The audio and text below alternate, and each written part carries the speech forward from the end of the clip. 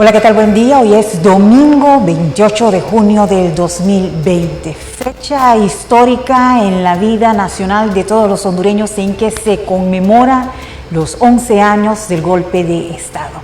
11 años que debemos de pasar revista detenidamente para poder desarrollar un análisis profundo de lo que cada uno de nosotros ha sido testigo sobre la evolución o el retroceso de estos 11 años de la ruptura del orden constitucional.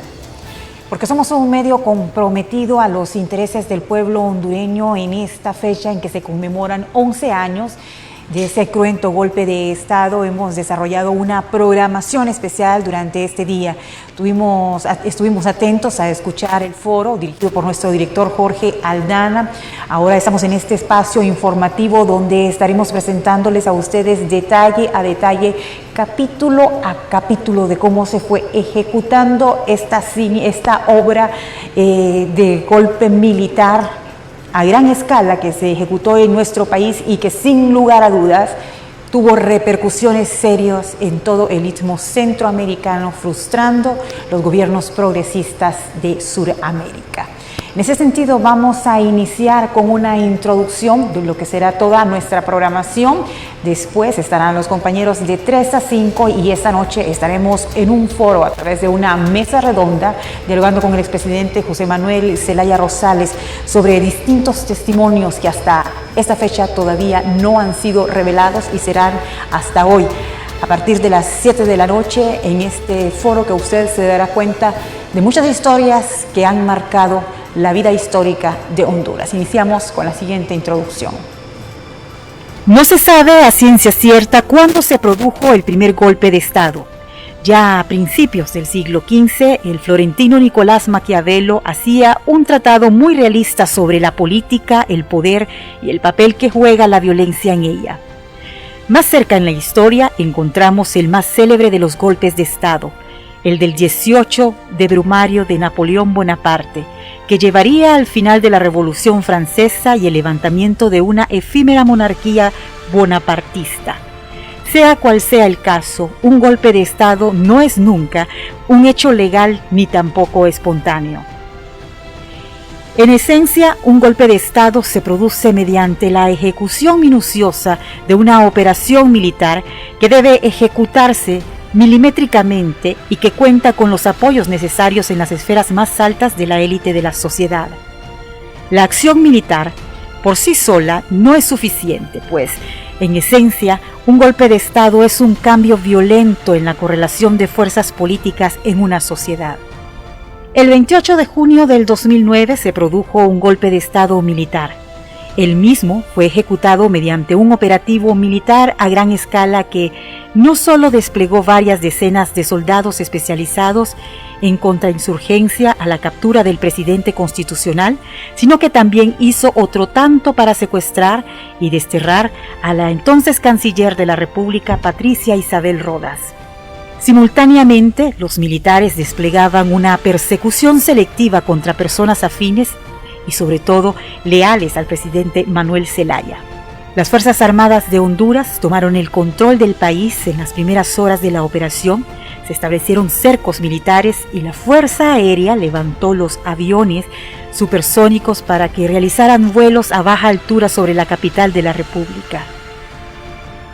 Entre las 5 de la mañana, hora aproximada del inicio del operativo, hasta las 9 de la mañana, los militares establecieron un batallón para resguardar la casa presidencial y todas las fronteras entraban en situación de alerta.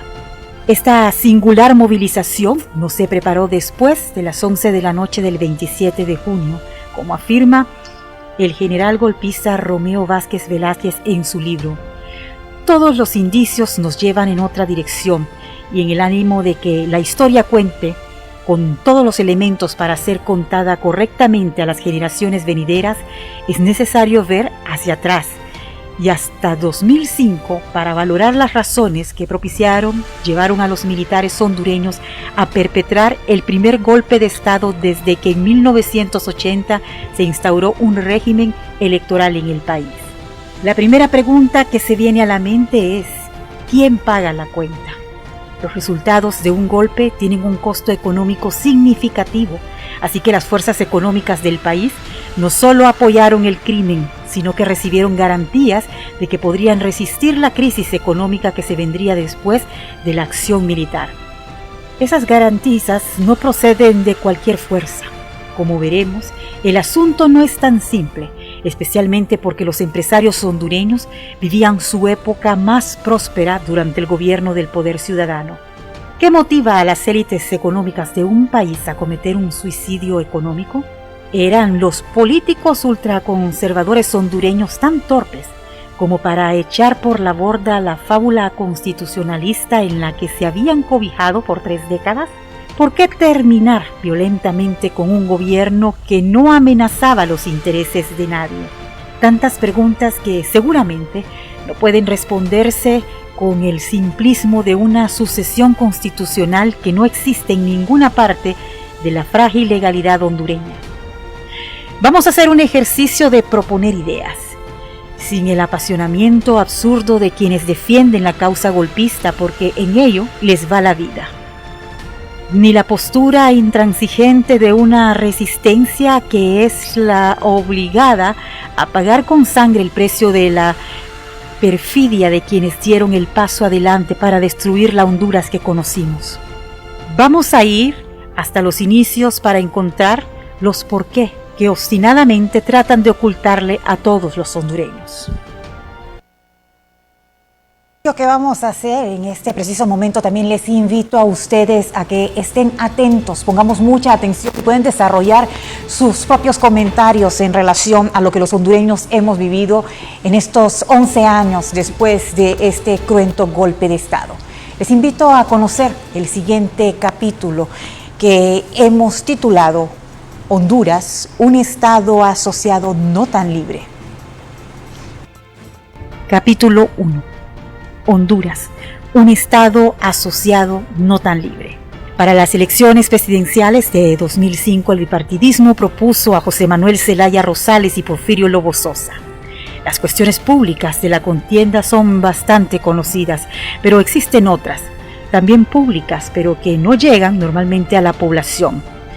Así, por ejemplo, es casi una rutina que las agencias de seguridad de Estados Unidos hagan sendos perfiles de los candidatos.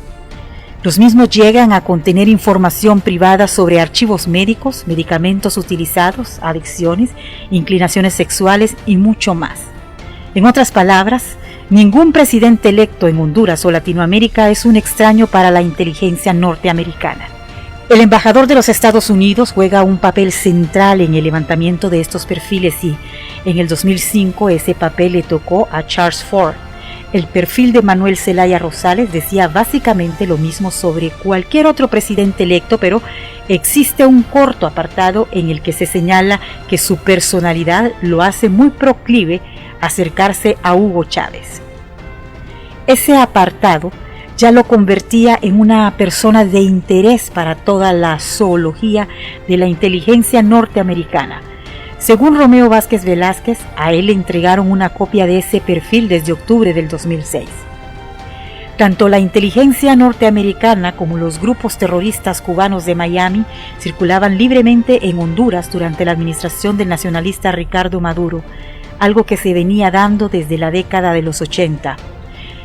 El terrorista cubano Luis Posada Carriles había permanecido itinerante entre El Salvador y Honduras, reclutando centroamericanos para sus atentados contra Cuba. En el año 2000, Posada Carriles cae preso en Panamá, cuando su banda es desarticulada junto antes de que llevaran a cabo un atentado contra una cumbre de presidentes en aquella ciudad. Posada Carriles sale libre de la cárcel cuando, en un acto de salida, la presidenta panameña Mireya Moscoso en el 2004 les da un indulto a los terroristas que dejó asombrado al mundo. Posada cae preso intentando entrar a los Estados Unidos en el 2005 y es acusado por delitos migratorios, pero la carga para el gobierno gringo frente a la opinión pública es muy pesada, por lo que Estados Unidos comenzó a buscar un hogar para Posada Carriles y envió un mensaje al presidente Zelaya planteándole la petición de que se le concediera estatus de aislado político al terrorista. a lo que el presidente se negó. Como siempre, la diplomacia norteamericana hizo llegar el mensaje por medio del canciller en turno, que asumía el mensaje del embajador como una orden.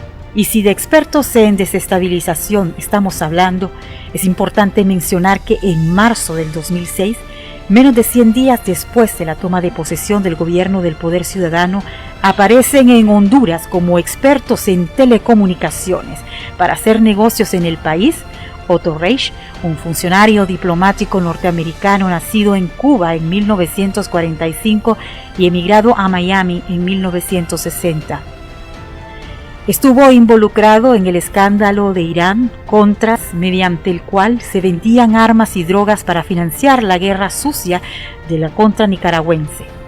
Reich también fue embajador en Venezuela hasta 1989, donde su principal atención estaba centrada en la liberación del otro terrorista gusano, Orlando Bosch, preso como responsable de la voladura de un avión comercial de Barbados que en 1976 mató a 76 deportistas cubanos en pleno vuelo. No es menor cosa decir que Otto Reich era el embajador en Venezuela cuando se produce el llamado Caracazo, un levantamiento popular contra las medidas de ajuste de Carlos Andrés Pérez. En el gobierno de George Bush, hijo, sirvió como encargado de asuntos del hemisferio occidental del Departamento de Estado. En pocas líneas, podemos apreciar que Reich era cualquier cosa, menos un hombre de negocios ni tampoco un consultor en telecomunicaciones. Además, era un operativo real de la ultraderecha cubanoamericana en nuestro continente. Con él llegó a Honduras en calidad de socio Robert Carmona, venezolano exiliado en Miami, sobrino de Pedro Carmona Estanga, cara principal del fallido golpe de Estado contra el presidente Hugo Chávez Frías en abril del 2002. Carmona estaba al frente de una organización de fachada llamada Fundación Arcadia. En su perfil en el sitio web de dicha organización se le presenta como abogado y experto en asuntos militares y seguridad nacional. La fundación se describe a sí misma como una entidad dedicada a la lucha contra la corrupción, es decir, el expertise de la organización no está centrado en telecomunicaciones como trataron de hacer creer desde inicios del 2006. Resulta evidente que la llegada de estos dos personajes de alto nivel de la administración Bush estaba más relacionada con actividades de sabotaje e inteligencia que con la idea de hacer negocios.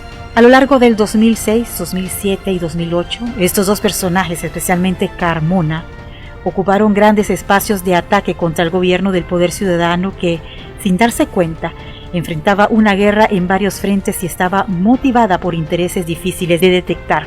Ya desde la toma de posesión de Manuel Zelaya como presidente de la República, la inteligencia norteamericana había filtrado un agente en lo que ellos denominaban el círculo íntimo del presidente. Romeo Vázquez Velázquez lo define como un oficial hondureño entrenado por la CIA y el Mossad de Israel que solo respondía a Vázquez. Esto último suena más bien pretencioso en el general, y lo más probable es que el informante llevara sus reportes completos a la inteligencia gringa y a él solo le diera algunas ideas debidamente manipuladas. Así las cosas, es absurdo ignorar el hecho de que Honduras se convirtió en un hervidero de las agencias de inteligencia de los Estados Unidos. Aún menos creíble es que las más altas esferas de Washington ignoraran todo el proceso del golpe de Estado. De hecho, ellos participaron activamente en la construcción de la telaraña que unió a todos los factores locales y externos de poder que se desembocaron en la asonada militar del 28 de junio del 2009. A medida avanza el tiempo queda más evidente a través de la misma historia de nosotros mismos que hemos sido testigos de los acontecimientos que se dan después del golpe de Estado, de las condiciones en las que este se dio. Precisamente el siguiente capítulo tiene mucho que ver sobre la guerra de las transnacionales en este mercado de los carburantes. De las transnacionales por el mercado de los carburantes. El gobierno del Poder Ciudadano centró sus políticas en la idea del ahorro para enfocar más fondos en la reducción de la pobreza. En otras palabras, buscaba forma de contener el gasto, frenaba la devaluación con el fin de obtener recursos que iban directo al apoyo de las personas.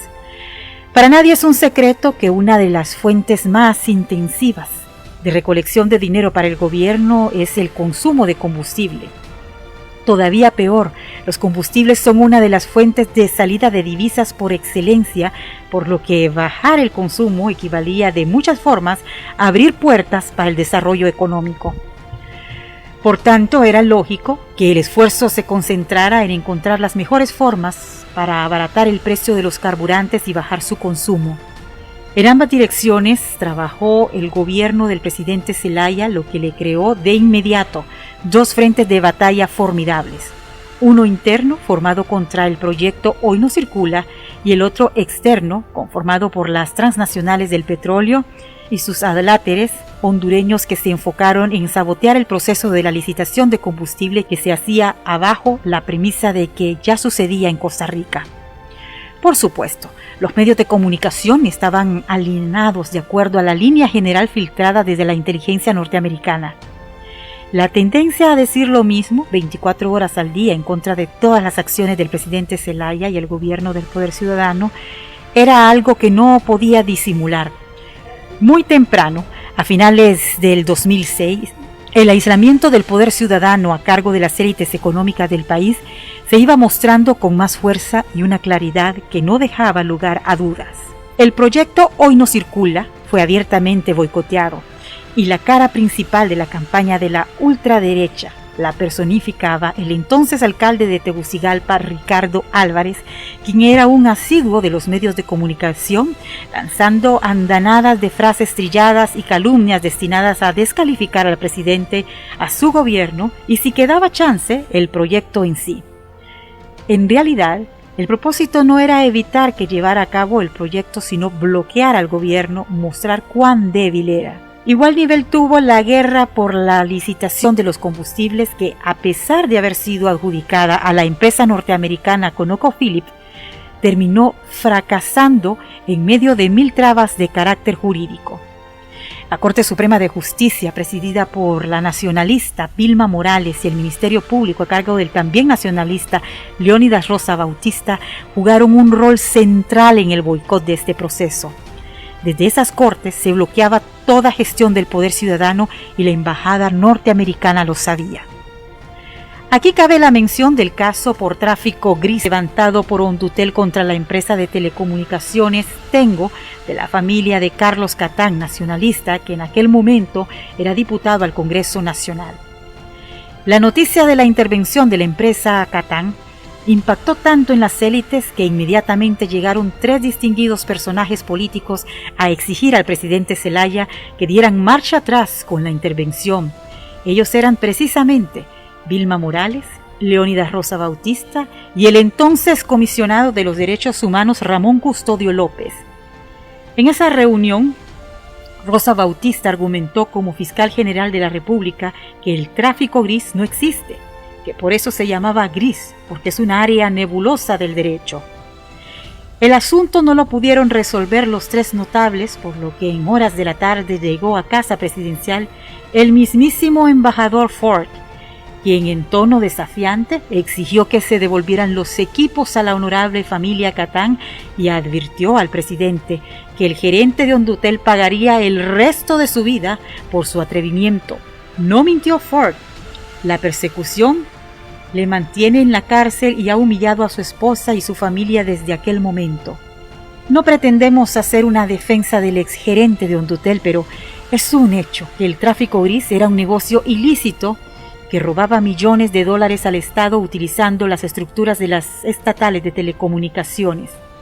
Millones de minutos eran facturados por mes a favor de los notables empresarios hondureños involucrados no solo en eso, sino en medios de comunicación, farmacéuticas y otros monopolios de la improductiva oligarquía hondureña que hace mucho tiempo vive de defraudar al Estado. Es evidente que, siguiendo la ruta del dinero, encontraremos a los protagonistas a cargo de los múltiples frentes que poco a poco fueron cerrando el círculo contra el Poder Ciudadano.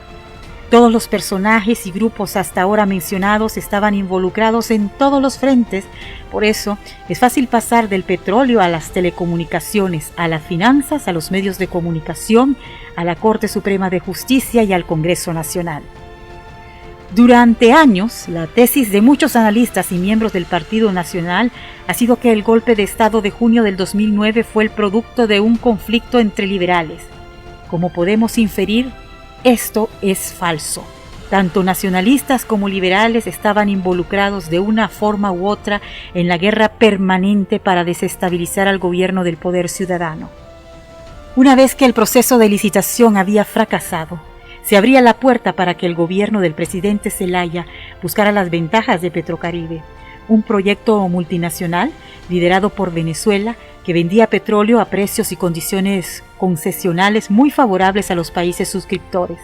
Contrario a la propaganda vertida por el golpismo, Petrocaribe no era un intercambio de petróleo gratis por influencias. Se trataba de un proceso comercial común y corriente cuyo único defecto es que dejaba fuera del juego a las grandes transnacionales petroleras y otorgaba soberanía e independencia a los países. La lucha de carácter geoestratégico quedaba al descubierto. La previsión de la inteligencia gringa en el perfil del presidente Zelaya se cumplía. Este tenía el carácter necesario para hacer lo necesario por preservar su plan de gobierno desde una posición poco común entre las élites dominantes hondureñas, la soberanía. Ahora se entraba en una nueva fase que estaba oculta a la opinión pública por los medios de comunicación, que con mucha frecuencia se mostraban indignados por algunas acciones del presidente. La élite hondureña, ignorante e inculta, igual que su clase media, era fácilmente influenciable por lo que consideraban poses poco ortodoxas del presidente. Así el viaje en el F-5, la salida a bucear en los cayos hondureños o la aparición en CNN comiendo melón para mostrar que no estaban contaminados, eran mostrados como acciones de vergüenza nacional.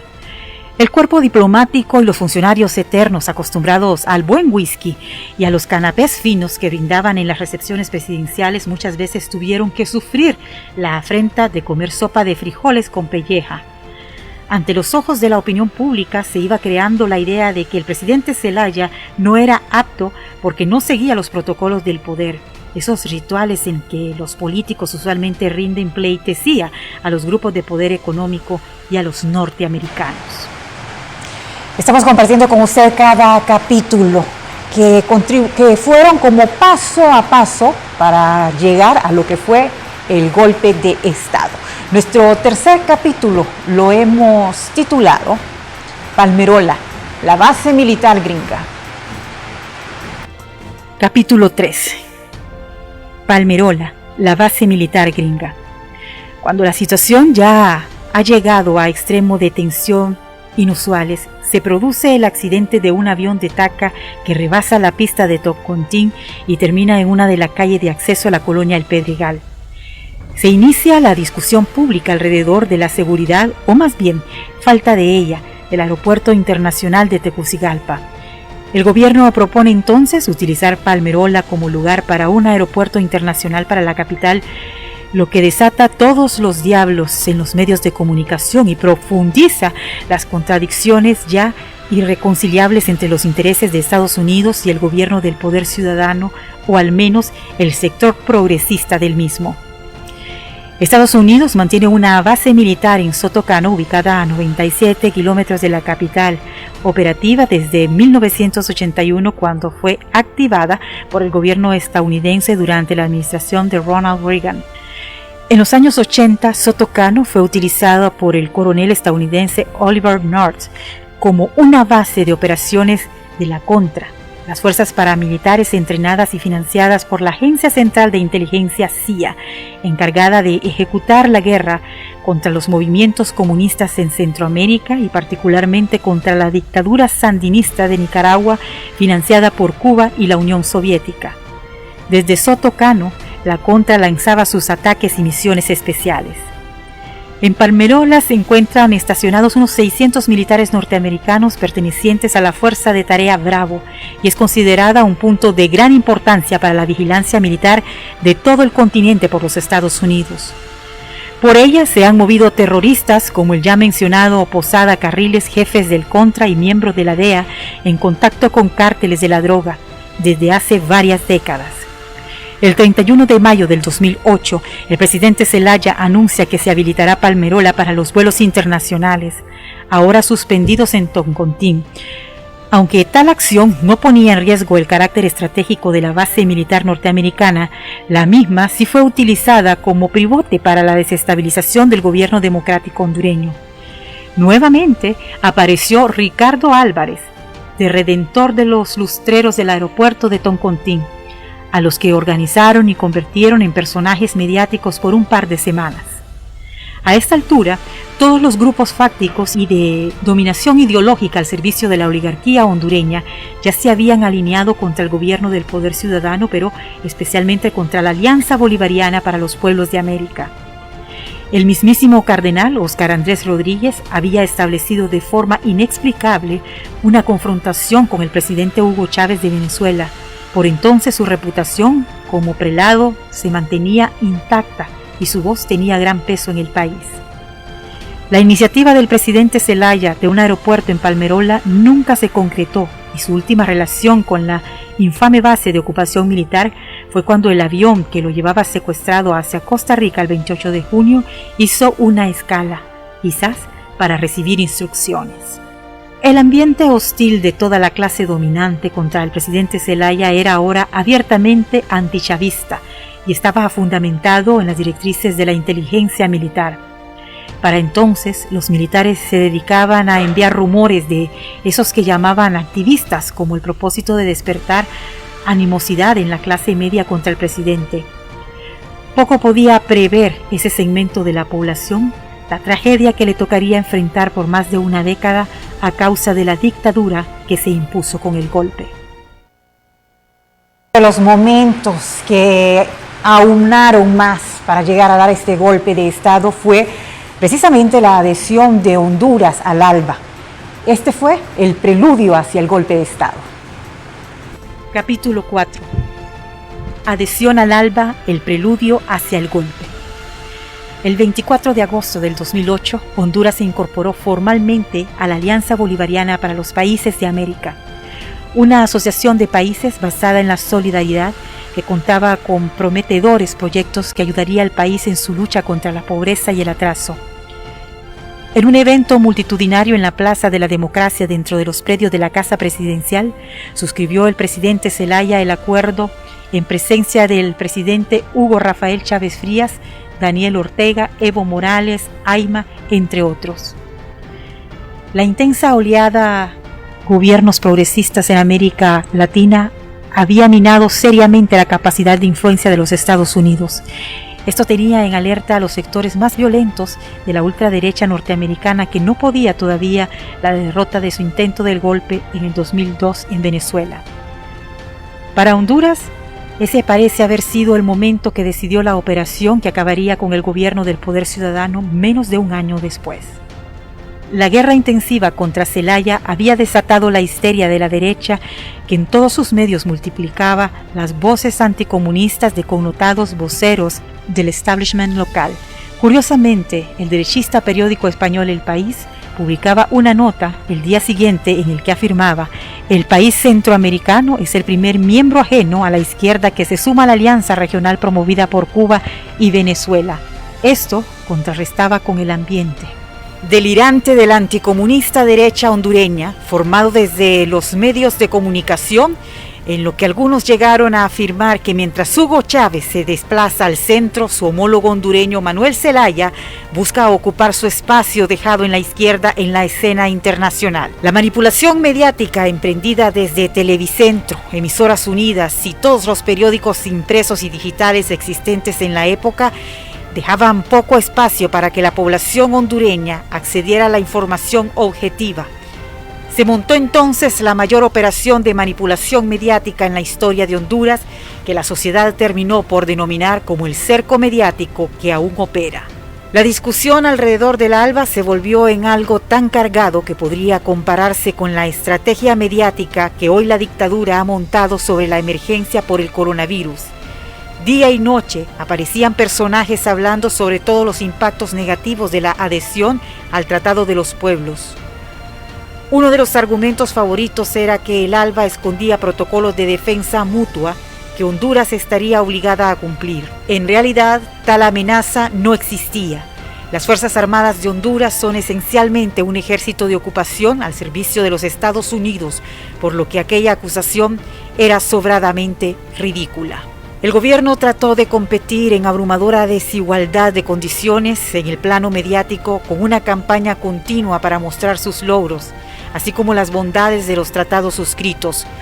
Utilizó como corresponde a todo gobierno las estructuras de comunicación del Estado y pagó cantidades importantes a los dueños de medios de comunicación que un año después se alinearían frontalmente a favor del golpe de Estado. Después de la adhesión surgía la interrogante sobre la ratificación del Congreso Nacional, absolutamente volcado hacia la ultraderecha y cuyos diputados pasaron varios meses expresando su oposición al tratado. Finalmente, el mismo fue ratificado el 9 de octubre del 2009 por mayoría, con la votación de la bancada del Partido Liberal, el PNUD y la Unificación Democrática y la abstención del Partido Nacional.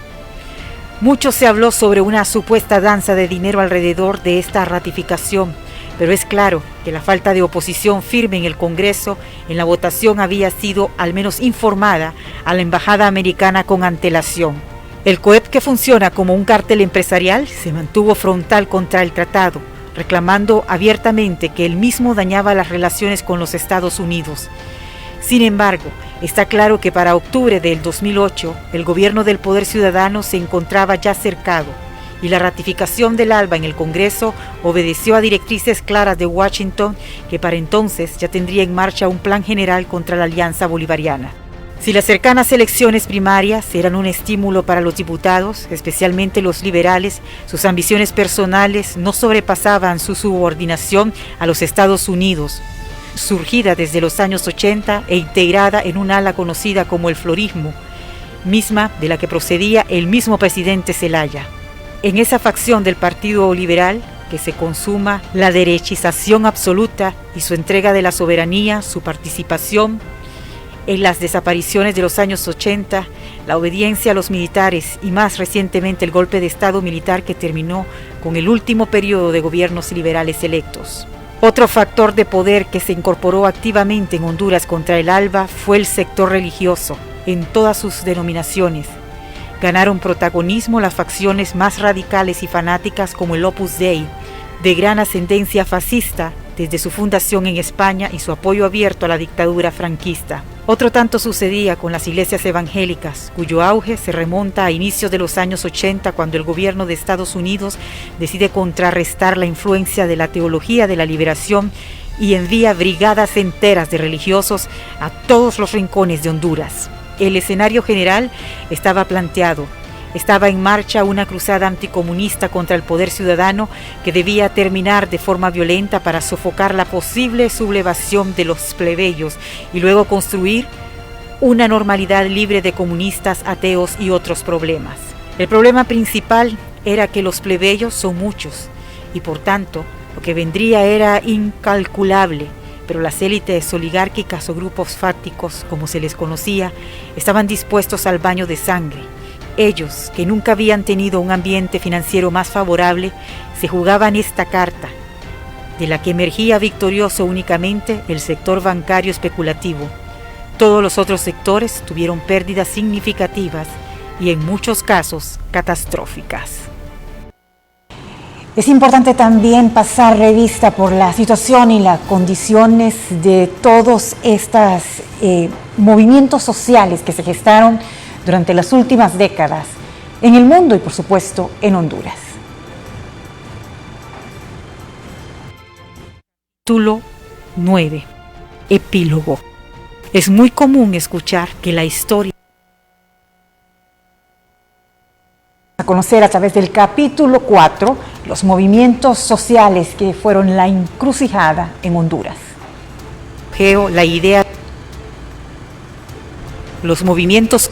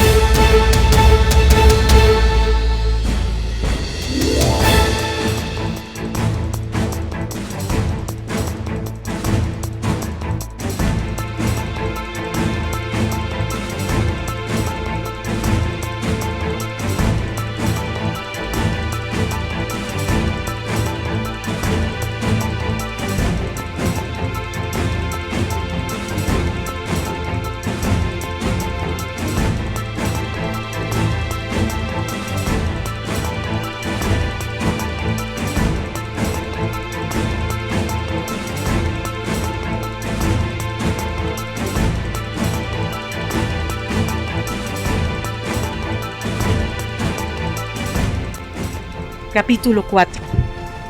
Adhesión al ALBA, el preludio hacia el golpe. El 24 de agosto del 2008, Honduras se incorporó formalmente a la Alianza Bolivariana para los Países de América, una asociación de países basada en la solidaridad que contaba con prometedores proyectos que ayudaría al país en su lucha contra la pobreza y el atraso. En un evento multitudinario en la Plaza de la Democracia dentro de los predios de la Casa Presidencial, suscribió el presidente Zelaya el acuerdo en presencia del presidente Hugo Rafael Chávez Frías, Daniel Ortega, Evo Morales, Ayma, entre otros. La intensa oleada gobiernos progresistas en América Latina había minado seriamente la capacidad de influencia de los Estados Unidos. Esto tenía en alerta a los sectores más violentos de la ultraderecha norteamericana que no podía todavía la derrota de su intento del golpe en el 2002 en Venezuela. Para Honduras, ese parece haber sido el momento que decidió la operación que acabaría con el gobierno del Poder Ciudadano menos de un año después. La guerra intensiva contra Zelaya había desatado la histeria de la derecha que en todos sus medios multiplicaba las voces anticomunistas de connotados voceros del establishment local.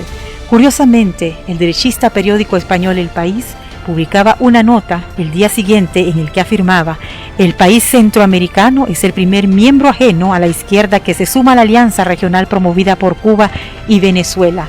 Esto contrarrestaba con el ambiente delirante de la anticomunista derecha hondureña, formado desde los medios de comunicación, en lo que algunos llegaron a afirmar que mientras Hugo Chávez se desplaza al centro, su homólogo hondureño Manuel Zelaya busca ocupar su espacio dejado en la izquierda en la escena internacional. La manipulación mediática emprendida desde Televicentro, Emisoras Unidas y todos los periódicos impresos y digitales existentes en la época dejaban poco espacio para que la población hondureña accediera a la información objetiva. Se montó entonces la mayor operación de manipulación mediática en la historia de Honduras, que la sociedad terminó por denominar como el cerco mediático que aún opera. La discusión alrededor del ALBA se volvió en algo tan cargado que podría compararse con la estrategia mediática que hoy la dictadura ha montado sobre la emergencia por el coronavirus. Día y noche aparecían personajes hablando sobre todos los impactos negativos de la adhesión al Tratado de los Pueblos. Uno de los argumentos favoritos era que el ALBA escondía protocolos de defensa mutua que Honduras estaría obligada a cumplir. En realidad, tal amenaza no existía. Las Fuerzas Armadas de Honduras son esencialmente un ejército de ocupación al servicio de los Estados Unidos, por lo que aquella acusación era sobradamente ridícula. El gobierno trató de competir en abrumadora desigualdad de condiciones en el plano mediático con una campaña continua para mostrar sus logros, así como las bondades de los tratados suscritos. Utilizó como corresponde a todo gobierno las estructuras de comunicación del Estado y pagó cantidades importantes a los dueños de medios de comunicación que un año después se alinearían frontalmente a favor del golpe de Estado. Después de la adhesión surgía la interrogante sobre la ratificación del Congreso Nacional, absolutamente volcado hacia la ultraderecha, y cuyos diputados pasaron varios meses expresando su oposición al tratado. Finalmente, el mismo fue ratificado el 9 de octubre del 2009 por mayoría, con la votación de la bancada del Partido Liberal, el PNU-SD y la Unificación Democrática, y la abstención del Partido Nacional. Mucho se habló sobre una supuesta danza de dinero alrededor de esta ratificación, pero es claro que la falta de oposición firme en el Congreso en la votación había sido al menos informada a la Embajada Americana con antelación. El COEP, que funciona como un cártel empresarial, se mantuvo frontal contra el tratado, reclamando abiertamente que él mismo dañaba las relaciones con los Estados Unidos. Sin embargo, está claro que para octubre del 2008, el gobierno del Poder Ciudadano se encontraba ya cercado y la ratificación del ALBA en el Congreso obedeció a directrices claras de Washington, que para entonces ya tendría en marcha un plan general contra la Alianza Bolivariana. Si las cercanas elecciones primarias eran un estímulo para los diputados, especialmente los liberales, sus ambiciones personales no sobrepasaban su subordinación a los Estados Unidos, surgida desde los años 80 e integrada en un ala conocida como el florismo, misma de la que procedía el mismo presidente Zelaya. En esa facción del Partido Liberal que se consuma la derechización absoluta y su entrega de la soberanía, su participación en las desapariciones de los años 80, la obediencia a los militares y más recientemente el golpe de Estado militar que terminó con el último periodo de gobiernos liberales electos. Otro factor de poder que se incorporó activamente en Honduras contra el ALBA fue el sector religioso, en todas sus denominaciones. Ganaron protagonismo las facciones más radicales y fanáticas como el Opus Dei, de gran ascendencia fascista desde su fundación en España y su apoyo abierto a la dictadura franquista. Otro tanto sucedía con las iglesias evangélicas, cuyo auge se remonta a inicios de los años 80 cuando el gobierno de Estados Unidos decide contrarrestar la influencia de la teología de la liberación y envía brigadas enteras de religiosos a todos los rincones de Honduras. El escenario general estaba planteado. Estaba en marcha una cruzada anticomunista contra el poder ciudadano que debía terminar de forma violenta para sofocar la posible sublevación de los plebeyos y luego construir una normalidad libre de comunistas, ateos y otros problemas. El problema principal era que los plebeyos son muchos y por tanto lo que vendría era incalculable, pero las élites oligárquicas o grupos fácticos, como se les conocía, estaban dispuestos al baño de sangre. Ellos, que nunca habían tenido un ambiente financiero más favorable, se jugaban esta carta, de la que emergía victorioso únicamente el sector bancario especulativo. Todos los otros sectores tuvieron pérdidas significativas y en muchos casos catastróficas. Capítulo 5. Los movimientos sociales en la encrucijada. La caída de la Unión Soviética supuso un duro golpe para la izquierda de todo el mundo. Además de haber perdido un referente y un apoyo, entró en su apogeo la idea del fin de la historia y del capitalismo victorioso. El mundo unipolar, bajo la dirección de Estados Unidos, arrinconaba a una izquierda mayormente dogmática que necesitaba adaptarse a un mundo en el que se suponía a sí misma huérfana de la razón. A la izquierda hondureña el fenómeno no le fue diferente. Pronto, muchos excomunistas engrosaban las filas de las ONG y organizaciones que luchaban por reivindicaciones más específicas y habían dejado de lado el tema del poder.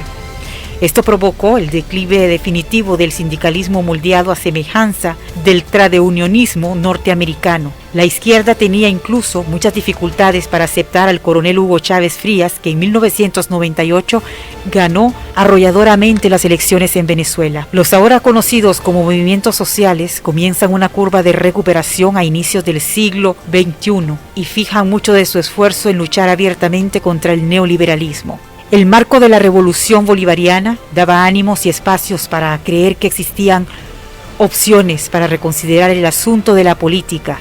Además, estaba en el tapete otro asunto del que se habían autoexcluido siempre, la competencia electoral. Igual que ocurrió con Chávez, los movimientos sociales hondureños tardaron demasiado en darse cuenta de su papel como potenciales aliados del presidente Zelaya.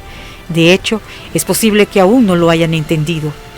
Para el momento de la firma del ALBA, todavía existían reticencias en algunos sectores sociales que creían se equivocaba el presidente Chávez al firmar el ALBA con Mel.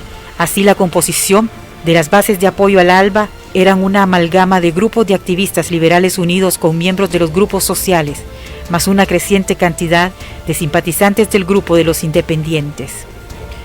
Como dato interesante, los movimientos sociales hondureños se fortalecen muchísimo durante la gestión del poder ciudadano.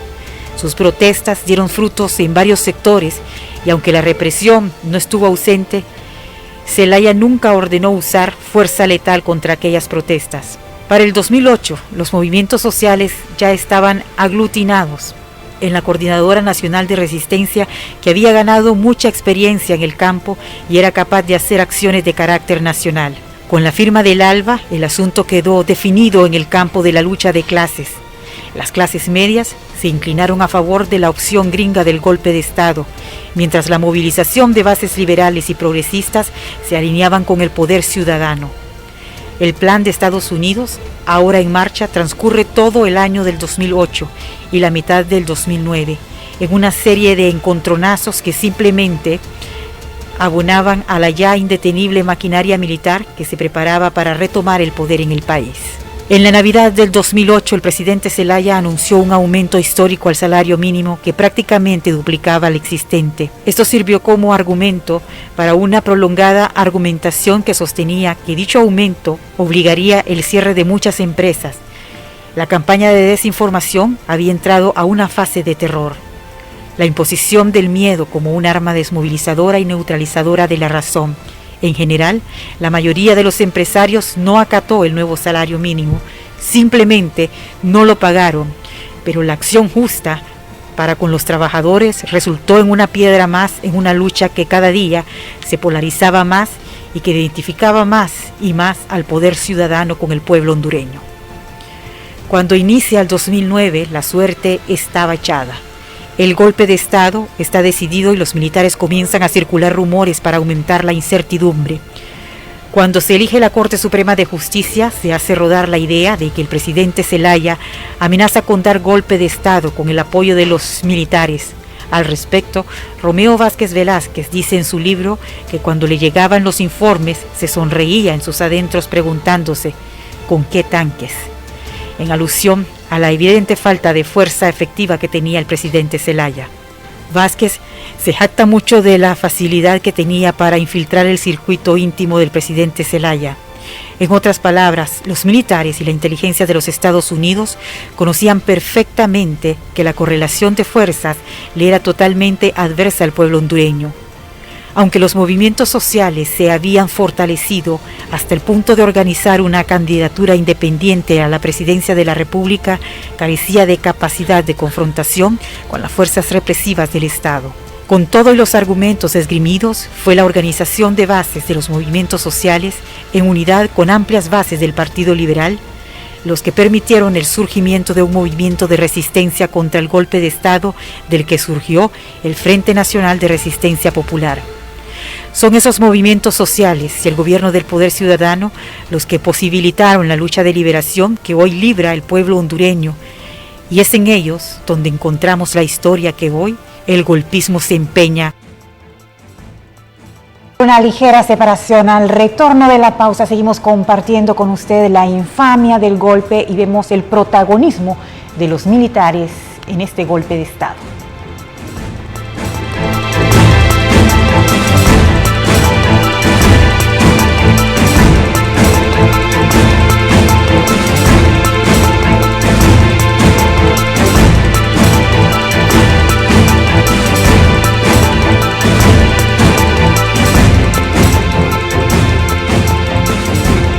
Gracias a la confianza de nuestros clientes, Banco Atlántida es el número 1 en depósitos en Honduras. Durante los meses de marzo, abril y mayo, nuestras cifras en depósitos se fortalecieron más.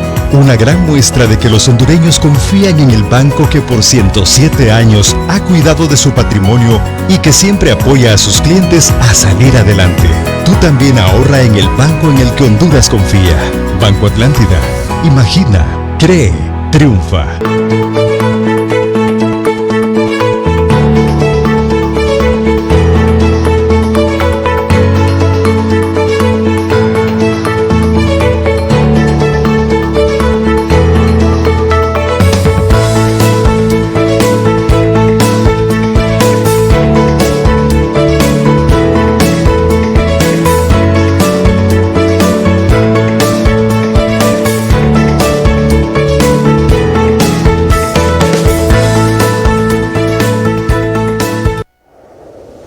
¿Sabe por qué respira aire puro?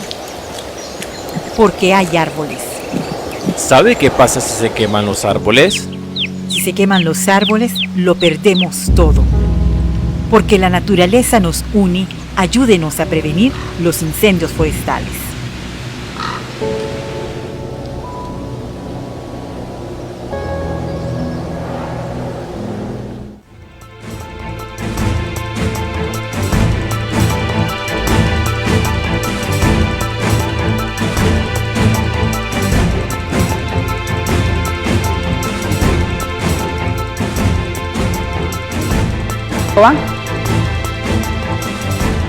En nuestro siguiente capítulo revelamos a usted el protagonismo que han mantenido las Fuerzas Armadas en nuestro país. Y le invitamos a reflexionar y poner mucha atención para conocer si realmente defienden la soberanía de Honduras o la entregan. Capítulo 6. Los militares, fuerza decisiva. Contrario a otros países en los que la clase dominante ha sido capaz de formar ejércitos con algún nivel de sentido patrio y nacionalismo, las Fuerzas Armadas de Honduras son el fiel reflejo del subdesarrollo predominante en las élites que se conformaron desde hace mucho tiempo con ser segundones de las transnacionales y virtuales mandaderos de Washington. Así los militares tienen una línea de mando que no termina con el presidente de la República, sino en el Comando Sur. El otro factor a considerar es que las Fuerzas Armadas de Honduras no son un ente armado convencional diseñado para la guerra contra enemigos externos. El famoso Tratado Interamericano de Asistencia Recíproca, TIAR, deja la misión de la defensa de nuestro territorio a los Estados Unidos. Nuestros militares funcionan como ejército de ocupación, cuya doctrina las guía fundamentalmente a combatir con un supuesto enemigo interno. En otras palabras, el aparato castrense hondureño sirve para reprimir a los hondureños. Esto es así desde que John F. Kennedy aprobó su directriz para los ejércitos del hemisferio occidental. Ahora es fácil entender que quien es considerado enemigo por los Estados Unidos es automáticamente enemigo para las Fuerzas Armadas. Además, desde que se fundaron los civiles, empresarios y políticos han favorecido una política de favores y coimas en favor de altos oficiales para que sirvan a sus intereses. Por tanto, no debe extrañar ver a las fuerzas del orden reprimiendo en favor de los terratenientes de los banqueros y defendiendo los restaurantes de comidas rápidas. Ahora podremos entender más fácilmente por qué los empresarios y otros personajes comenzaron interminables visitas a la cúpula de la Junta de Comandantes para incitarlos a terminar con la aventura de Zelaya que nos tenía metidos en el alba. De esto da cuenta Romeo Vázquez en su libro, quien narra cómo fue visitado por una comitiva de la Asociación Nacional de Industriales ANDI, encabezada por Adolfo Facusé, quienes le expresaron que era inaceptable que las Fuerzas Armadas guardaran silencio frente a la aventura del alba.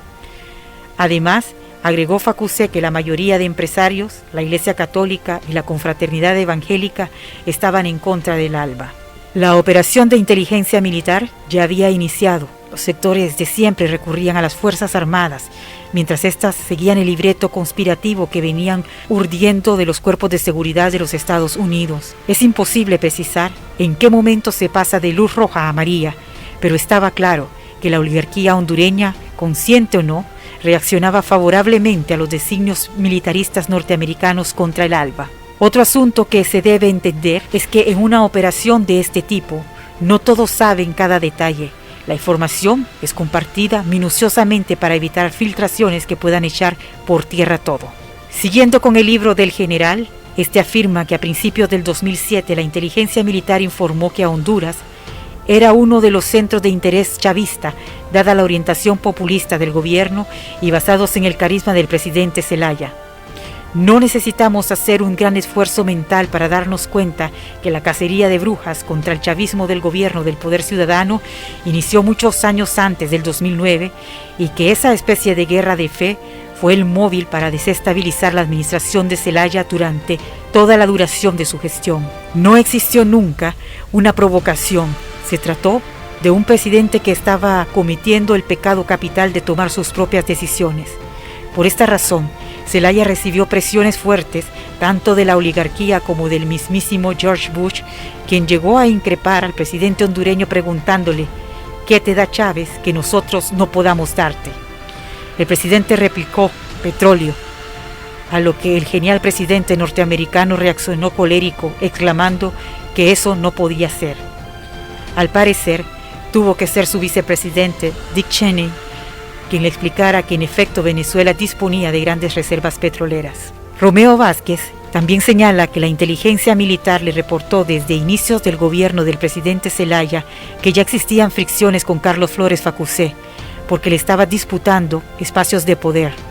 Además, afirma que el presidente había iniciado su mandato con prácticamente todo mundo en contra y que desde el inicio tenía de enemigos a los empresarios, a las transnacionales petroleras. De estos relatos Vemos que los militares estuvieron como ocupados desde inicios del gobierno del poder ciudadano, construyendo las condiciones para que éste fracasara y en última instancia remover de su cargo al presidente constitucional.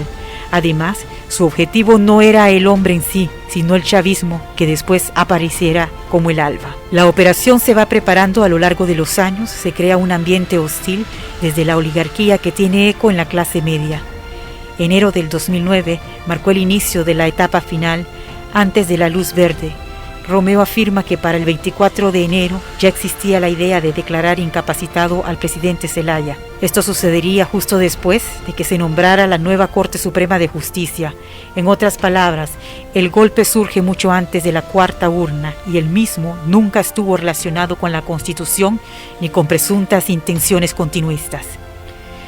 En ese mes de enero se eligió la nueva Corte Suprema y los militares corrieron la idea de que el presidente Zelaya amenazaba con disolver el Congreso si no se nombraba la magistrada que él quería. Mucho tiempo después supimos que el gobernante nunca estuvo interesado en influir el proceso de elección y las palabras de Romeo Vázquez al respecto ratifican lo que aseguramos cuando dice reí porque sabía que el mismo Zelaya no tenía forma de remover diputados, ni magistrados, ni fiscales.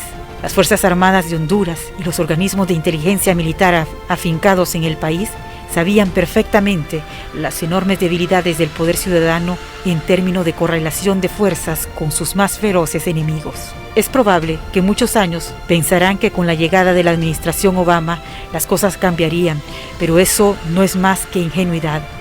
Un presidente que recién llega no tiene capacidad de detener operaciones militares o de inteligencia que ya están en desarrollo. Por otra parte, debe recordarse que para Estados Unidos el golpe de Estado en Honduras era visto como una operación contra Venezuela, contra Cuba y sobre todo contra el ALBA. Ha pasado una década y el plan, la conspiración contra el ALBA han quedado evidenciados. La toma por asalto del poder en Honduras presentaba muchas implicaciones externas. Así, por ejemplo, el nuevo gobierno del FMLN en El Salvador, iniciado el 3 de junio, ya no pudo actuar con la tranquilidad que hubiera deseado, ni sus reformas fueron lo que aspiraban. Los militares salvadoreños mantienen una excelente comunicación con sus pares hondureños, e igual que estos tienen profundas e inquebrantables lealtades con el Comando Sur, lo que hace que cualquier gobierno que acceda al poder político esté siempre pendiendo de un hilo. El golpe tendría aún más consecuencias y provocó un nivel de inestabilidad a Latinoamérica que aún persiste. Estamos relatándole a usted la infamia del golpe de Estado del 2009. En el siguiente capítulo conocemos el protagonismo de Hillary Clinton y los demás halcones. Capítulo 7. Hillary y los otros halcones. Con el cambio de administración, asumió la dirección de la política exterior la ex primera dama Hillary Clinton, reconocida por sus conexiones con los lobbies más violentos antidemocráticos de Estados Unidos. A ella correspondió la diplomacia durante los meses en que se entró en la última fase del golpe de Estado. Aunque su papel no fue determinante en este asunto, sus opiniones, las filtraciones que hizo Wikileaks sobre su participación, muestran la continuidad en la política militar y geoestratégica de los Estados Unidos. Hoy es público el hecho de que ella apoyó al gobierno de Micheletti, eliminando el término militar de la denominación de golpe de Estado. Con esto se permitía la continuidad de la ayuda de los militares hondureños desde los Estados Unidos. Además, su estrategia durante los días y semanas posteriores, la de golpe de Estado, fue convencer a todos los países de que debían impulsar el nuevo proceso electoral, con lo que la restitución del presidente Manuel Zelaya resultaba irrelevante. Según sus memorias, el mayor inconveniente que encontraba Hillary en el presidente Zelaya era que este era un peligroso agente chavista. Contrario a la tesis que se hizo pública y la interminable y estéril discusión sobre la constitucionalidad o no de la consulta y que el presidente no era un demócrata, la verdad es que todo el periodo del gobierno del poder ciudadano, el problema fue el ALBA. Clinton fue la que desde inicio trabajó para enredar el asunto de revertir el golpe de Estado. Ella le propuso a Oscar Arias como mediador a Manuel Zelaya, sabiendo de antemano que la misión era ganar tiempo. En una entrevista realizada en el 2016, ella misma confirmaba esta estrategia, y aducía que su idea era que había que crear un Plan Colombia para Centroamérica. En Honduras, esto fue exactamente lo que sucedió. Se importaron asesores colombianos en todos los campos y se militarizó el país. Inmediatamente después del golpe de Estado, Clinton abrió un canal de comunicación con Roberto Micheletti y los golpistas a través de Lanny Davis, quien había fungido como asesor de su esposo Bill, mientras este se desempeñaba como presidente de Estados Unidos. La fachada de Davis era que servía como asesor de un grupo de empresarios hondureños que, por supuesto, habían apoyado el golpe. Seguramente Micheletti siempre estuvo informado de los movimientos diplomáticos por adelantado y eso facilitó que asumiera posturas de bravucón. Hay que recordar que el 2 de diciembre del 2009, en un acto absolutamente hipócrita, el Congreso Nacional discutió la restitución del presidente Zelaya y en una borrachera de poder total volvieron a ratificar lo actuado el 28 de junio en medio de interminables risas burlonas dirigidas al pueblo hondureño. Entre estos diputados estaba Juan Orlando Hernández. También es imputable a Clinton la llegada de expertos militares israelíes de Mossad, cuya mayor experiencia es la represión violenta de la resistencia palestina. Para estructurar esta impensable relación, Hillary habría servido de mediador con Netanyahu, por lo que el estilo israelí contra los palestinos se vio replicado en la represión que hemos sufrido los hondureños por 11 años. El ataque continuado contra el ALBA estuvo en desarrollo a lo largo de los 8 años de la administración Obama. Las políticas puestas en práctica por ella no fueron una improvisación de última hora. Los planes ejecutados desde el 2006 contemplaban ya la colombianización del país en una etapa posterior al primer golpe certero a la Alianza Bolivariana. Cuando ponemos en foco la situación pre- y posgolpe, vemos con claridad una política muy definida contra el pueblo hondureño, la mayor parte de la cual fue puesta en práctica desde la administración demócrata. Para los Estados Unidos no existen formalidades ni apego a la ley.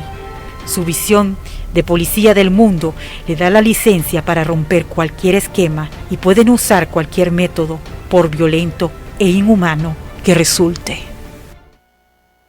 Momento de una ligera separación. Al retorno de la pausa seguimos relatándole la infamia del golpe de Estado del 2009.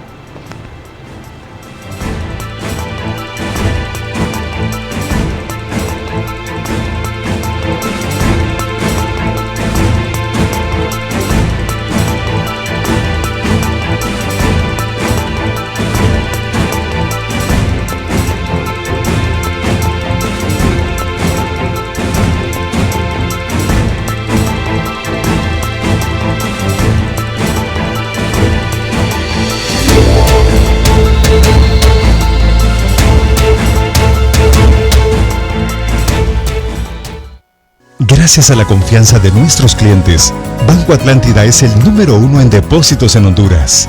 Durante los meses de marzo, abril y mayo, nuestras cifras en depósitos se fortalecieron más.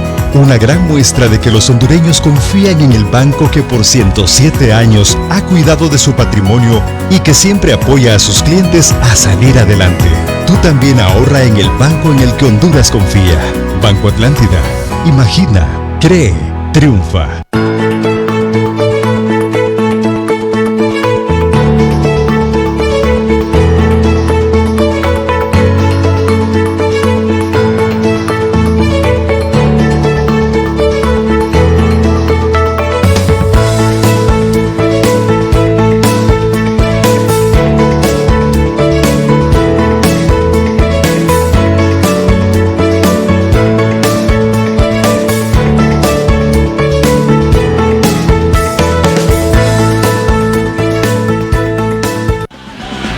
Porque en Pizza Hut te las llevas así de rapidito. Desde 199 lempiras. Así de rápido, así de fácil. Solo en Pizza Hut. La crisis de Honduras no llegó con el coronavirus. La crisis de Honduras ya estaba aquí. La crisis de Honduras es la corrupción.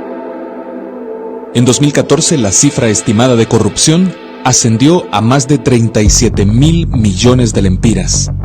En 2015, fueron 45.000 millones. En 2016, casi 50.000 millones. En 2017, la cifra superó los 55.000 millones de lempiras. En 2018, subió todavía más, 64.000 millones de lempiras. En 2019, Transparencia Internacional ratificó a Honduras entre los países más corruptos del mundo, con una nota de transparencia de 26 puntos sobre 100. ¿Qué se puede esperar en 2020 con 3.000 millones de dólares aprobados para enfrentar el COVID-19? Por eso, exigimos una comisión amplia, profesional e independiente que trabaje en conjunto con las autoridades nacionales para hacer frente a la pandemia y además sirva como veedora del uso de los recursos. Porque en Honduras, la corrupción es más grave que cualquier enfermedad. Coalición contra la impunidad.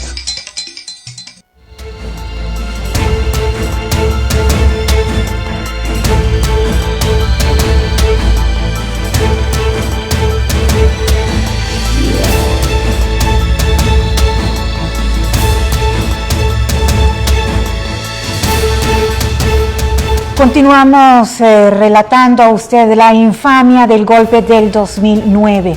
Y en este momento todos nos preguntamos, hemos ido conociendo paso a paso cómo se fueron acercando para poder llevar a cabo este cruento golpe de Estado, donde ahora los hondureños seguimos sufriendo las consecuencias de lo que ha dejado esta ruptura del orden constitucional.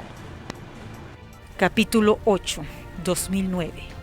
Este es el año en que debía producirse el golpe de Estado, sí o sí. La fecha era una cuestión a decidir, pero ya en enero ya se barajaban ideas sobre las formas que podrían utilizarse. Lo único que no podía suceder es que se detuviera la maquinaria que estaba en movimiento en contra del ALBA. No podían permitirse que lo construido llegara a un punto de traer consecuencias indeseadas. Dos asuntos son muy claros. Uno, a medida avanzaban los proyectos del presidente Zelaya con el ALBA, este ganaba una popularidad que no era común entre los presidentes en el último año de su gestión. De hecho, sus antecesores habían dejado el cargo con una pesada carga de impopularidad y rechazo. Esto no estaba sucediendo esta vez. Dos, aunque Zelaya tendría que irse en enero del 2010, la administración siguiente tendría que lidiar con unos movimientos sociales muy fortalecidos, defendiendo lo conquistado, obstaculizando la agenda neoliberal. Hillary Clinton dijo que no pensó nunca en apoyar el retorno de Zelaya a la presidencia porque eso habría provocado una guerra civil, lo que indica que las variables consideradas por los Estados Unidos anticipaban una situación de alta volatilidad social que debía ser ahogada violentamente por los cuerpos represivos del Estado. Y esto es evidente porque, como ya hemos visto, la correlación de fuerzas en términos del potencial uso de la violencia estaban drásticamente inclinados a favor de los grupos dirigidos desde Washington. Pero el presidente Zelaya no era un actor pasivo frente a la arremetida que intuía bien pero no conocía su procedencia. Históricamente, los líos entre los políticos hondureños se resolvieron en negociaciones y después las escaramuzas en los medios de comunicación venían los arreglos y el olvido que promovía hábilmente desde los medios. Solo la intervención de fuentes externas al ámbito político podía llevar a callejones sin salida. En este caso, esa fuerza era el imperio más grande que conoció la humanidad y el leitmotiv era ininteligible para los políticos hondureños. La premura para apurar el golpe estaba vinculada estrechamente con el creciente éxito de los proyectos que, con el ALBA, implementaba el gobierno del poder ciudadano. Por eso, cualquier cosa era motivo de los argumentos más estúpidos imaginables. Cuando llegaron 100 tractores iraníes, la discusión iba desde el terrorismo pasando por problemas de repuestos y hasta artefactos de espionaje ocultos en las maquinarias. Era el último año del gobierno del poder ciudadano y todos sus logros, la mayoría minimizados o escondidos por los medios de comunicación de la oligarquía, corrían el riesgo de ser eliminados por la futura administración liberal de Elvin Santos. Consolidar los logros y cambiar el país ahora dependería exclusivamente del pueblo hondureño, sin aliados institucionales. Esto solo sería posible si se reformaba la ley fundamental o se cambiaba totalmente. La noche del 23 de marzo, el presidente Zelaya comparece ante el pueblo hondureño y propone acudir a una amplia consulta popular para hacer las reformas que se requerían para que la legislación nacional se pusiera a tono con la realidad del país. Inmediatamente, el tristemente célebre comisionado para los derechos humanos, Ramón Custodio López, dijo que se trataba de una tontería del presidente, y Roberto Micheletti, presidente del Congreso, hablaba de violación a la Constitución. La respuesta inorgánica de los adversarios del presidente Zelaya mostraba que la propuesta era vista como otro frente, pero no como el causal del golpe de Estado. El 16 de marzo, Micheletti básicamente afirma que la cuarta urna no sucederá y explica por qué. Una vez más, demostró el ejército que es un ejército profesional y que quiere y respeta la democracia. Nuestra policía también hizo las funciones que corresponden dentro de la Constitución de la República y sus leyes. A esta altura, el presidente del Congreso ya estaba al tanto del golpe de Estado y cumplía su papel. Básicamente, se debía alinear toda la institucionalidad contra el gobierno del poder ciudadano, más específicamente, unos 5 de sus miembros y, por supuesto, el presidente de la República. Además del debate constitucionalista, se creaba artificialmente un ambiente de rechazo, cargado de insultos contra el presidente, organización de supuestos grupos de juventudes que hacían demostraciones típicas de la visión ciudadana de la clase media y las élites mezcladas. La provocación se acercaba a la casa presidencial buscando la reacción violenta del presidente que permitiera escalar las tensiones. Mientras tanto, el pánico comenzaba a despertar a los colaboradores del gobierno de su sueño oportunista y comenzaban a preocuparse por lo que podría pensar el imperio de ellos. El poder ciudadano no puede juzgarse por las personas que integraban el gabinete o las posiciones clave, debido a las prácticas clientelares propias del bipartidismo. La integración del gabinete estuvo determinada por un reparto que terminó dejando a su paso una serie de quinta columna que habría de obrar contra el proyecto mismo. Tampoco era el proyecto del Partido Liberal, sino la visión de un sector progresista que veía en los avances del presidente Zelaya la oportunidad de consolidar las posiciones del partido y asegurar los resultados de las próximas elecciones. Para la mayoría, no existía una motivación político-ideológica, ni les interesaba. De los pocos que podían hacer valoraciones sobre las relaciones de poder, algunos se convirtieron abiertamente en traidores, mientras otros, la minoría, entendía que se enfrentaba a un hecatombe y las cosas eran desfavorables. En estas condiciones, que el debate de los meses previos al golpe gira alrededor de aspectos meramente jurídicos y no políticos, la disputa interminable sobre la legalidad o no de la consulta consumió tiempo valioso para poner relevancia al carácter soberano de la voluntad popular por encima de cualquier ley, incluso si esta es la Constitución. Los abogados fueron las estrellas y el gobierno del poder ciudadano se propuso ganar la batalla en la opinión pública sobre sus razones. En ningún caso, aquella discusión por encendida que se mantuvo era la causa del golpe de Estado. Tampoco es cierto que las Fuerzas Armadas actuaron en respuesta a la amenaza de un grupo que, como había advertido Romeo, no disponía de tanques ni soldados. Por otra parte, el poder ciudadano es un proyecto político, el más progresista y audaz en más de 4 décadas en el país, y a pesar de sus errores, ninguno de ellos radica en las decisiones que se tomaron. Los medios de comunicación recurrieron a la imagen rastrera que se tiene de lo que es políticamente correcto, cómo debe comportarse un presidente, y la obediencia que le debe a las élites y a los Estados Unidos, la dignidad y la soberanía con que actuó el presidente Zelaya y la gente que lo acompañaba. De ahí que las cóleras y los odios de la clase media contra el presidente estaban fundamentados en cosas que creían no eran propias de un mandatario.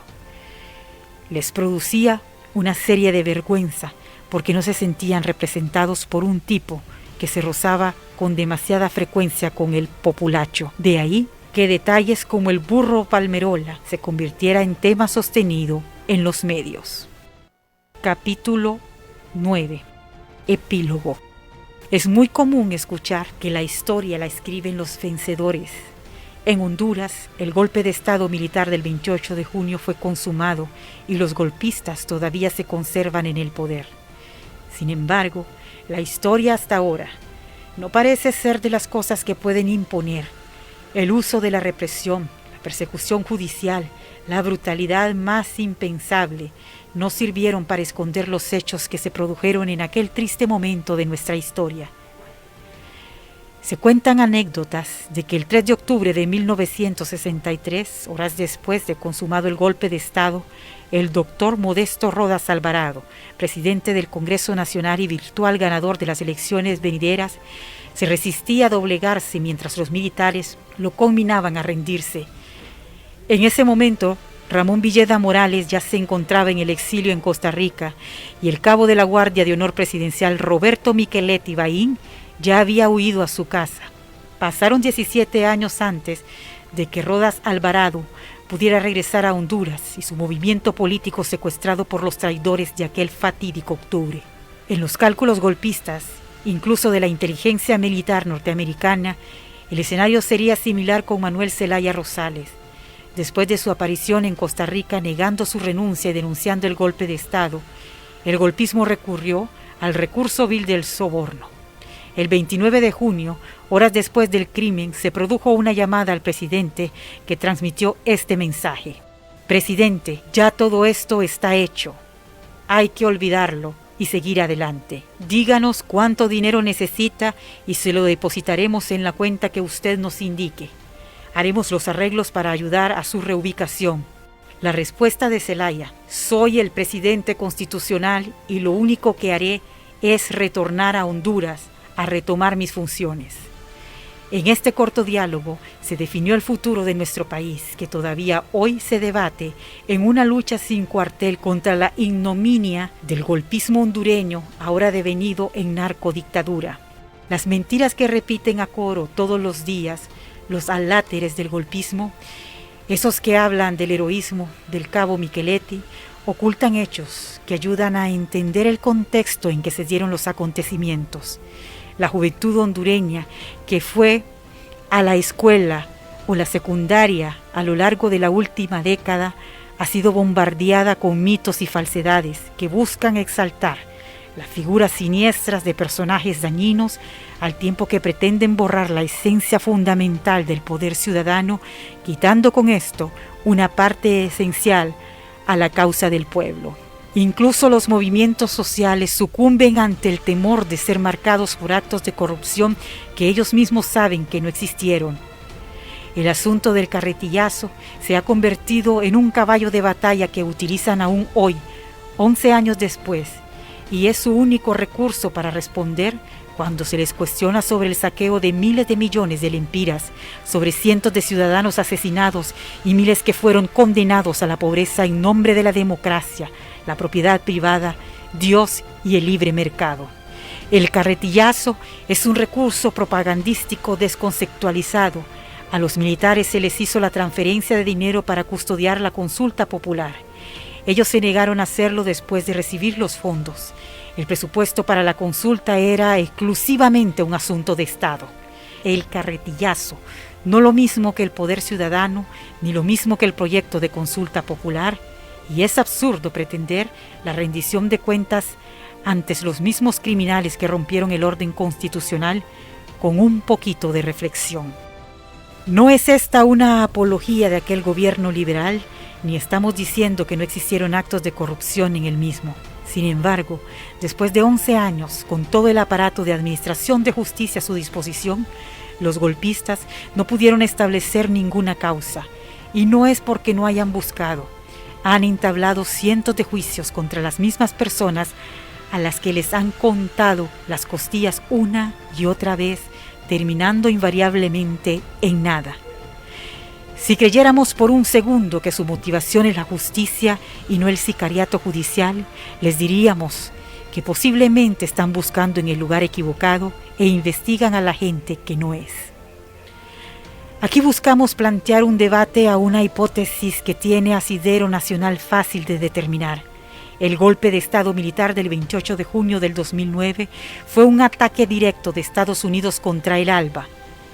Con él se marcó el inicio de una campaña a gran escala que prosiguió con varios golpes de Estado a los gobiernos progresistas del continente. A nivel interno, el golpe se produjo mediante una operación militar conducida militarmente bajo la dirección de las Fuerzas Armadas y la inteligencia de los Estados Unidos, con la complicidad de al menos un sector de las iglesias y la sociedad civil y el apoyo incondicional de las élites oligárquicas hondureñas. El golpe de Estado era el vehículo escogido por Estados Unidos contra el ALBA, por lo que ninguna de las acciones que hiciera o dejara de hacer el presidente José Manuel Zelaya Rosales o el gobierno del Poder Ciudadano cambiarían el rumbo de la decisión tomada. La consulta popular y la cuarta urna eran un proyecto legítimo que buscaba consolidar las conquistas alcanzadas durante el gobierno del Poder Ciudadano y no fue en absoluto la causa para la acción militar. De hecho, si el presidente Zelaya hubiera puesto, como pensó hacerlo, por 2 semanas la consulta popular, el golpe se habría perpetrado de todas formas. El secuestro del presidente de la República y de la canciller fueron también actos debidamente planificados y el asesinato de Manuel Zelaya no se produce porque Estados Unidos no deseaba crear el símbolo de un mártir de esa dimensión. Por lo tanto, es falso que Romeo Vázquez Velázquez salvara la vida del presidente. Tenía órdenes precisas de no hacerlo. Procedían del Comando Sur. Los eventos inmediatamente posteriores al golpe de Estado fueron creando diversos problemas para los golpistas que nunca pudieron explicar por qué, si tenían orden de captura contra el expresidente de la República, se empeñaban en evitar que retornara al país y capturarlo. Usted puede estar en acuerdo o desacuerdo con nuestra hipótesis. Lo que la historia no nos perdonaría es que fuéramos timoratos en el debate. Si deseamos que la historia nos sirva para no andar caminos espinosos de nuevo, debemos ser generosos con la verdad. Dimensionar correctamente a los sujetos, entender su contexto y su papel como agentes de cambio en esa historia. Queda pues abierto el camino. Y porque la verdad nos invita a escribir la historia de nuestro país y relatar realmente cómo se fueron dando todos estos acontecimientos, qué ha pasado en estos 11 años después del golpe de Estado, en manos de quién se encuentra la institucionalidad de nuestro país, si es que acaso esta existe, tal como lo relata Gabriel Bonilla en su siguiente reporte. En las décadas de los 60, 70 y 80, América Central se vio sacudida por la implantación de dictaduras militares y reiterados golpes de Estado dirigidos desde el propio corazón del capitalismo, Estados Unidos, con el fin de mantener y consolidar su hegemonía en la región. En el caso específico de Honduras, esta nación ha servido de territorio experimental para el poder político y económico de Estados Unidos, convirtiéndose en la joya de la corona para los herederos del tío Sam. Con la caída de las dictaduras militares proestadounidenses en Centroamérica y el triunfo de revoluciones populares armadas en Nicaragua y El Salvador, a partir de la década de los 80, la injerencia estadounidense se profundizó en Honduras. Para el gobierno de Ronald Reagan era una necesidad provocar supuestos vientos democráticos en Honduras. Para ello obligó a la Junta Militar de Gobierno de aquel momento a dar paso a un proceso electoral que a posteriori daría paso a una Asamblea Nacional Constituyente, que a posteriori permitiría procesos electorales para la instauración de gobiernos democráticos dirigidos por civiles.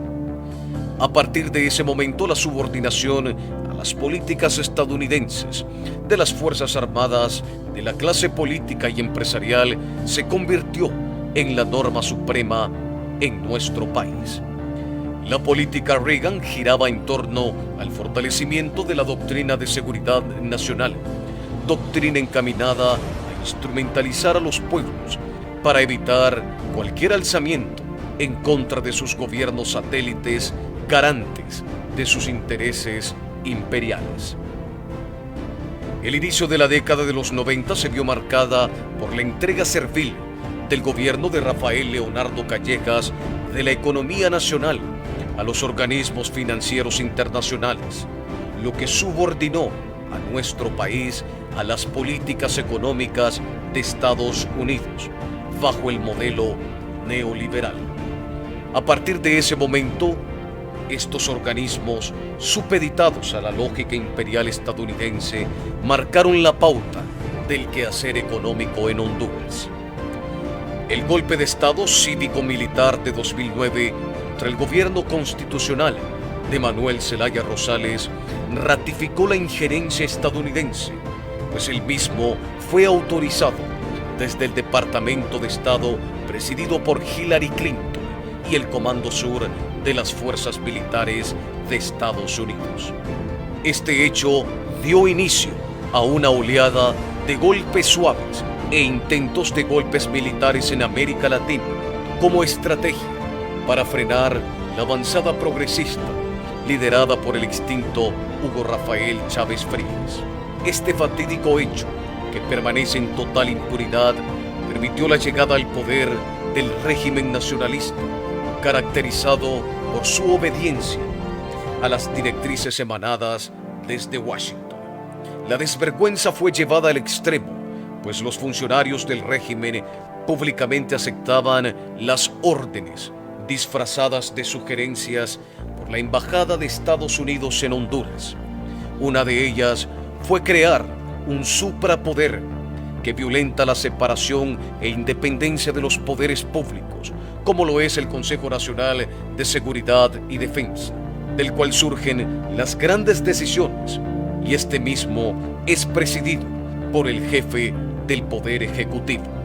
Para rematar, los magistrados de la Corte Suprema de Justicia y el fiscal general fueron electos a partir de la sugerencia de los Estados Unidos. La injerencia estadounidense rompió récord cuando en las elecciones generales de 2017, mediante un monumental y evidente fraude electoral, impuso a Juan Orlando Hernández por segunda vez en la presidencia de la República. Pero no solo a nivel político y económico, Estados Unidos ha hecho valer su oprobiosa hegemonía en Honduras. También lo ha hecho a nivel social. Movimientos populares, sociales y gremiales, como el de los indignados y el de la Plataforma por la Defensa de la Salud y la Educación, fueron doblegados por la Embajada de Estados Unidos cuando ordenaron, o en su terminología, hicieron una cordial invitación a los líderes de estos movimientos para buscar los senderos de la paz, quienes lograron persuadir a estos dirigentes, pues representaban una amenaza para la estabilidad del régimen que da primacía a sus intereses hegemónicos. Tras décadas de ser el patio trasero de Estados Unidos, es imperativa la conformación de un bloque opositor, patriota y antiimperialista, que garantice el derecho del pueblo a su autodeterminación, para que sea él el creador de su propio destino. El momento actual ratifica la imperiosa necesidad de ser verdaderamente libres e independientes, para que nunca más nuestra vida esté regida por fuerzas imperiales con lógicas de dominio y despojo, porque la solidaridad nos une. Para UNE Noticias, Gabriel Bonilla. Y porque la verdad nos une, nosotros como periodistas hacemos nuestro trabajo de informar y llevarles a ustedes contándoles la historia tal cual se fueron desarrollando los hechos. El camino pues está abierto. Es importante que cada uno en estos 11 años que conmemoramos el golpe de Estado reflexionemos sobre el rol que corresponde hacer como ciudadanos responsables. En este día hemos preparado este especial del golpe de Estado, le hemos relatado la infamia de este golpe y estaremos desarrollando una programación especial. Están listos ya en breve para iniciar los compañeros de 3 a 5. En la noche tendremos una mesa redonda con el expresidente Manuel Zelaya Rosales, exfuncionarios de su gabinete, relatando y contando historias que usted no ha escuchado en estos 11 años después de este fatal golpe de Estado. Siempre es un gusto compartir este momento informativo con ustedes. Con su permiso, buenas tardes.